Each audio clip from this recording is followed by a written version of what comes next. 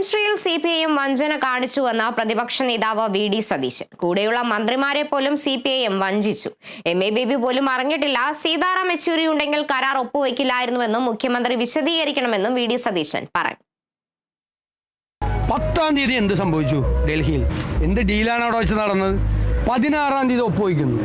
22-ാം തീയതി മന്ത്രിസഭാ യോഗത്തിൽ CPI വാശിയോടുകൂടി എതിർക്കുന്നു. അപ്പോൾ മുഖ്യമന്ത്രിയും വിദ്യാഭ്യാസ മന്ത്രിയും മിണ്ടാതിരിക്കുന്നു. ഒപ്പുവെച്ചിട്ട് വന്നിട്ടിരിക്കുക. കൂടെയുള്ള മന്ത്രിമാരോട് വരെ കള്ളത്തരം കാണിക്കുകയാണ്.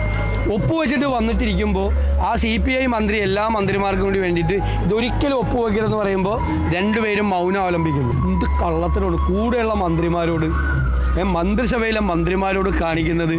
16-ാം തീയതി ഒപ്പുവെച്ചെന്ന് പറഞ്ഞാൽ പോരെ, ഇത് പുറത്തു വരില്ലേ? സീതാറാം യെച്ചൂരിയാണ് ആ പൊസിഷനിലുണ്ടായിരുന്നെങ്കിൽ ഇത് ഒപ്പുവയ്ക്കില്ല എന്നാണ് ഞാൻ വിചാരിക്കുന്നത്. ഇപ്പോൾ അദ്ദേഹം സമ്മതിക്കില്ല. MA ബേബിയൊക്കെ വിധേയനെ പോലെ നിൽക്കുകയാണ്. അതുപോലെ സംസ്ഥാന ഘടകം തീരുമാനിക്കട്ടെ. ആരാ ബ്ലാക്ക് മെയിൽ ചെയ്തത്? മുഖ്യമന്ത്രി പിണറായി വിജയനെ ആര് ബ്ലാക്ക് മെയിൽ ചെയ്തു?